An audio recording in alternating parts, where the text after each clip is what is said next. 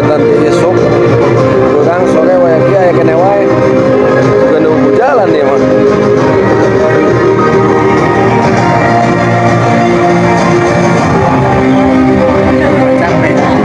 Oh, pos kuda nunggu jalan.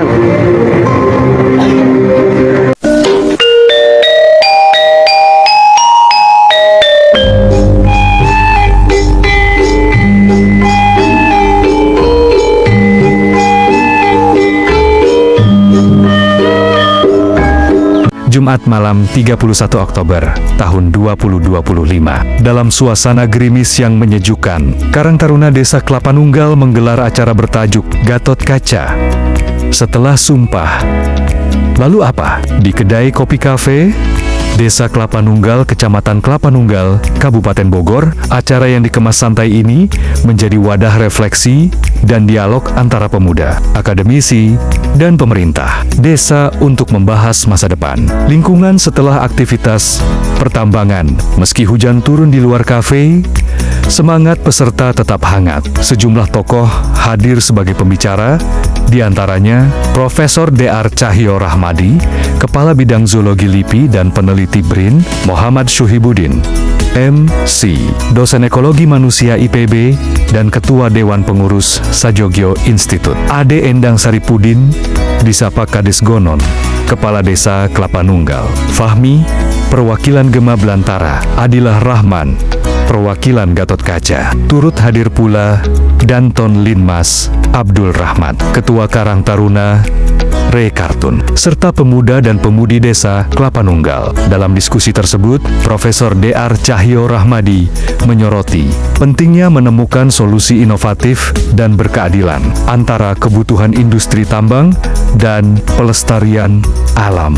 Kita tidak bisa hanya menolak atau menerima tambang begitu saja. Yang dibutuhkan adalah cara baru agar sumber daya bisa dimanfaatkan, tapi lingkungan tetap lestari, ujarnya dengan penuh semangat di hadapan para peserta. Dalam kesempatan itu, Kepala Desa Kelapa Nunggal, Ade Endang Saripudin, Kades Gonon, menyampaikan apresiasinya atas kehadiran para narasumber dan para pemuda desa. Ia menegaskan bahwa pemerintah desa terus berupaya mengubah wajah Kelapa Nunggal menjadi desa wisata alam yang berkelanjutan. Terima kasih kepada Profesor Cahyo, Iqbal Wilianto, dan teman-teman semua. Wawasan yang diberikan malam ini sangat berarti. Wisata Goa Pocong yang sedang kita kembangkan bukan hanya untuk ekonomi desa, tapi juga sebagai simbol pelestarian alam Kelapa Nunggal, ujar Kades Gonon dengan nada hangat. Ia juga menambahkan bahwa saat ini pembangunan akses jalan menuju Goa Pocong sedang dilakukan dan akan dilanjutkan dengan peningkatan sarana wisata serta perlindungan lingkungan sekitar goa. Acara yang diprakarsai oleh Karang Taruna Desa Kelapa Nunggal ini menjadi contoh nyata bahwa pemuda desa memiliki peran penting dalam pembangunan berkelanjutan. Selain berdiskusi, para peserta juga saling bertukar ide tentang upaya reboisasi dan pengembangan wisata edukatif berbasis konservasi. Pada malam ini kita berjanji pada diri kita untuk itu tadi sama-sama, tidak hanya saya asik dengan dunia saya sendiri, ilmu pengetahuan, penelitian, juga melihat, mendeskripsi, tapi saya tidak pernah bertemu dengan Pak Kades menyampaikan apa yang saya temukan.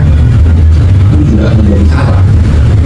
Jadi mari kita berkumpul dalam satu forum ya, nanti mungkin bisa dilakukan Mas Fahmi. Jadi kalau kita duduk bareng kita diskusikan enak, kita tidak punya tendensi apa-apa. Yang penting kita adalah punya keinginan untuk belajar. Belajar itu mau dilaksanakan apa, mau dilakukan apa enggak bukan masalah. Yang penting kita punya kesempatan untuk belajar bersama. Dan paling tidak dari aspek apa yang kita diskusikan itu bisa menjadi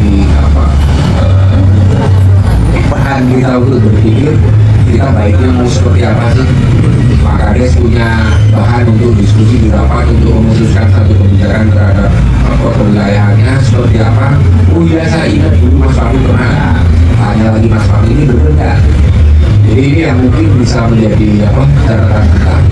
Forum yang begini ini kita bisa menjadi bahan, tidak hanya sekedar kita memikirkan sekarang. Kalau tadi Pak Kades 5 tahun ke depan krisis air dan lain-lain, mungkin kalau kita berpikir 5 tahun nanti anak cucu kita, teman-teman yang di sini punya anak mikir dulu airnya dari mana? Wah, dulu dari Bojonangka, sekarang Bojonangka di mana? Udah nggak ada.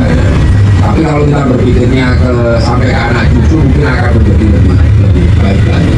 Jadi mungkin yang bisa saya sampaikan itu, dan mungkin ini bisa menjadi bahan kita bersama untuk ulang berpikir yang AKD juga dibantu untuk memikirkan desanya mau seperti apa, mengelola wisatanya nanti ke depan mau seperti apa. Mengelola wisata itu gampang-gampang susah. Kalau ada yang datang banyak, wah, ini mohon maaf, jadi kita belajar dari anu aja lah, apa? Barbores. Sebenarnya kalau di orang sini lokal mungkin ngomongnya benter ya. Benter, aduh orang. Benter. Jadi ini sebenarnya satu hal yang mungkin kalau saya dan teman-teman itu di Pak Desa ingin memunculkan wisata. Saya punya ikon untuk yang kelapa nunggal ini secara umum, mungkin secara khusus karena di situ ada kelapa nunggal lensis atau ada kelapa nunggalnya, mungkin ini juga menjadi satu hal yang bisa menjadi brandingnya Desa Kelapa Nunggal, tidak hanya di level kecamatan tapi juga bisa di level desa, karena pesan ini kelapa nunggal ini tidak hanya urusannya tambang aja loh, tapi ternyata juga punya kekayaan lain yang mungkin tidak mudah dan tidak mudah untuk dilihat karena itu hanya ada di dalam gua. Jadi saya mungkin mohon izin kalau topiknya sebenarnya kalau sudah sumpah terus apa? Saya tadinya mau bikin tagline sumpah, tapi kalau belakangnya untuk hidup berkah nanti jadi pikirannya khotbah. Padahal saya cuma bikin sharing, jadi makanya saya bikin ya karena tadi Pak Kades juga sudah menyampaikan komitmennya ke depan mau seperti apa.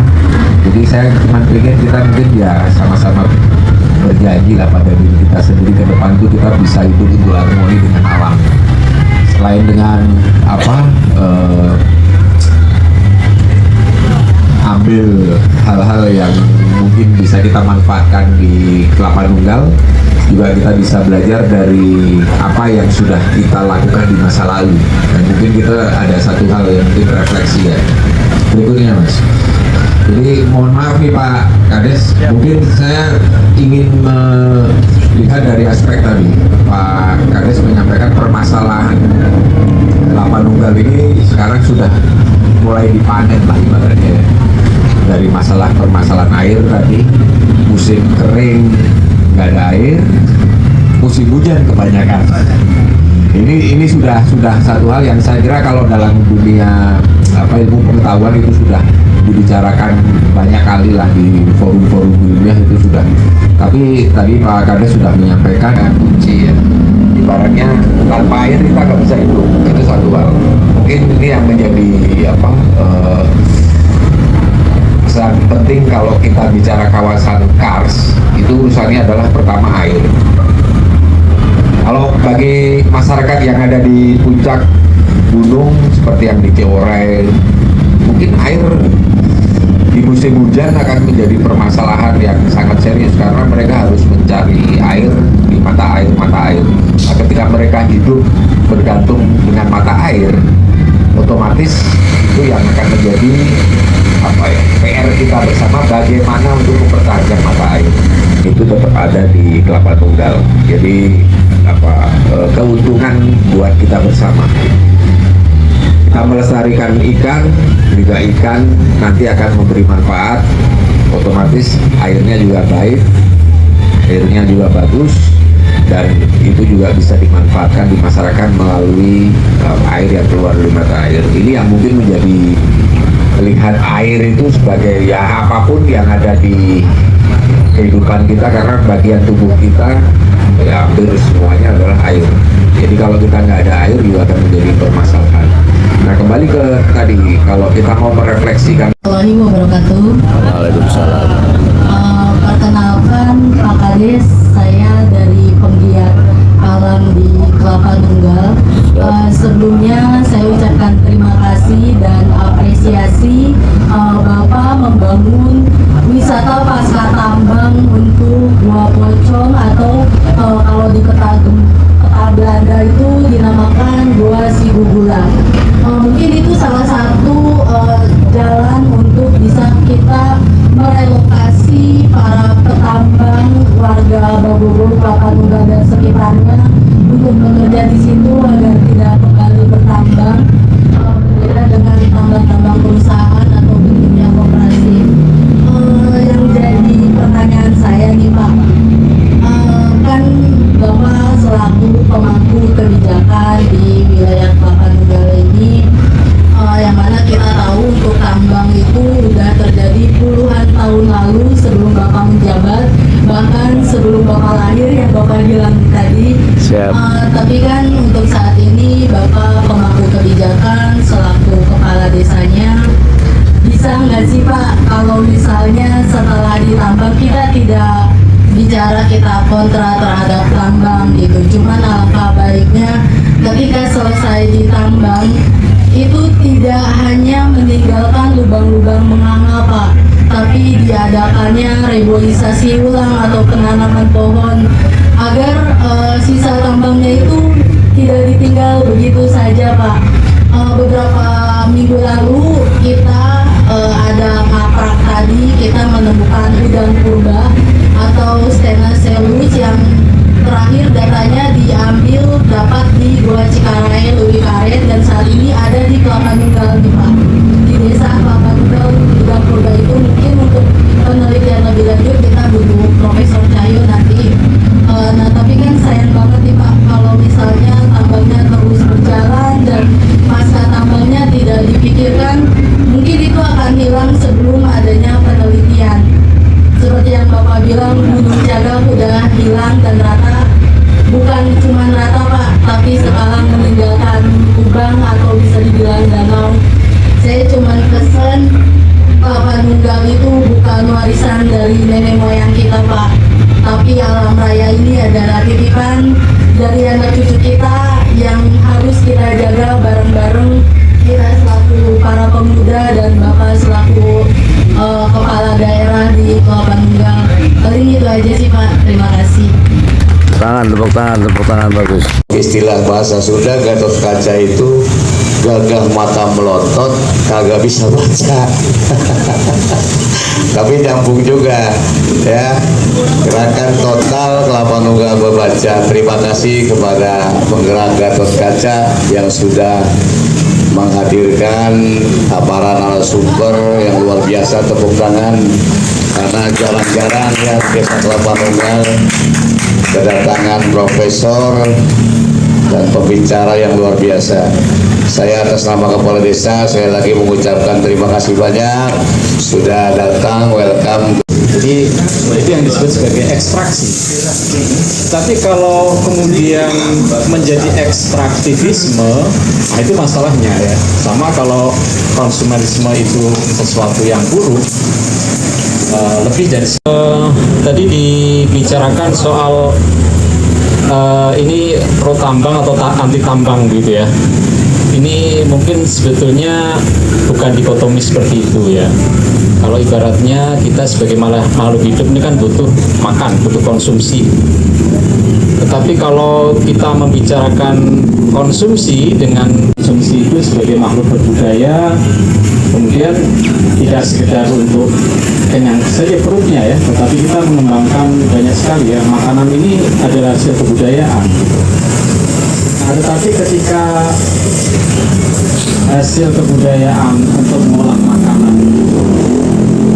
tujuannya lebih dari sekedar untuk memenuhi kebutuhan hidup kita, ya, supaya bisa bertahan, melainkan menjadi konsumerisme, maka itu yang menjadi masalah ya. Jadi kadang kita nggak butuh, tetapi karena diiming-imingi oleh iklan dan segala macam, maka kira-kira Sumpah Pemuda di Kelapa Nunggal itu harusnya kan berbeda ya. Kalau itu kan jadi masa dulu kan kita masih dijajah, kita butuh persatuan. Tapi kalau dulu persatuannya melawan penjajah ya, yang kekerasannya itu kasar mata, sekarang ini Sumpah Pemudanya harus diarahkan untuk merespon jenis silent violence tadi, kekerasan yang diam-diam tapi sebenarnya itu menggerogoti sistem alam dan sistem sosial kita semua. Saya kira itu yang bisa saya sampaikan. Gak ada isinya sama sekali kan,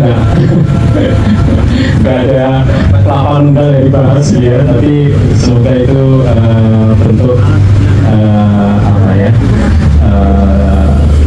empati dan ketergerakan kita semua untuk mendorong kelapa nunggal bangkit kembali dengan budaya dan sistem produksi yang berbeda. Demikian dan terima kasih. Assalamualaikum